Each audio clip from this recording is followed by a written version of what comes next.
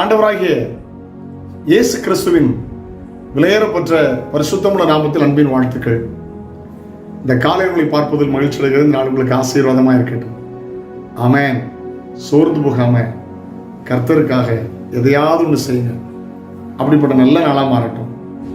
பிரசங்கி 11:1 உன் ஆகாரத்தை தண்ணீர்களுக்கு மேல் போடும், அநேக நாட்களுக்கு பின்பு அதன் பலனை காண்பாய் எழுதியிருக்கிறது.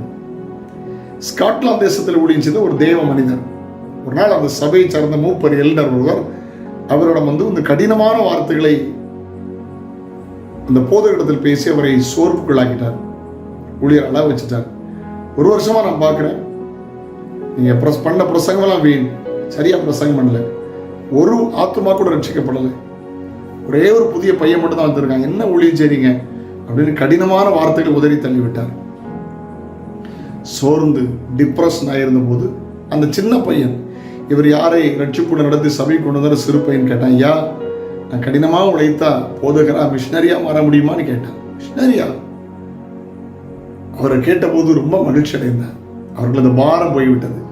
ரொம்ப கவனமா கர்த்தருடைய வார்த்தைகளை சொல்லிக் கொடுத்து வளர்க்க ஆரம்பித்தார். காலம் வந்தது. ஆப்பிரிக்காவை அசைக்கிற பெரிய மிஷினரி ராபர்ட் மொஃபட்டாய் மாறினார். அவருடைய இருண்ட கண்டத்தில் அவர் மூலமாய் பெரிய அசை உண்டாயிற்று. ஒருவேளை மனிதர்கள் அற்பமா எண்ணலாம், உங்களை புரிந்து கொள்ளாமல் இருக்கலாம், நீங்கள் சோர்வுகளாக்கப்படலாம். கவலைப்படாதீங்க.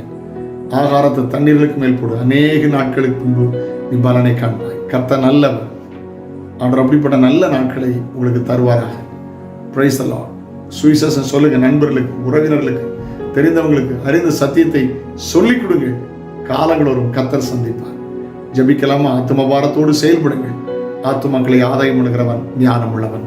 ஜபிக்கலாம். பரலோக தகப்பனே, பரிசுத்த பிள்ளையாக இயேசுவின் நாமத்தில் ஜபிக்கிறோம். வாய்ப்பு கிடைக்கும் போதெல்லாம் கர்த்தருடைய வார்த்தையை அவர்களுக்கு போதிக்க கிருபைதார். இயேசுவின் நாமத்தில் ஜெபங்கள் எழுப்பிதாவே.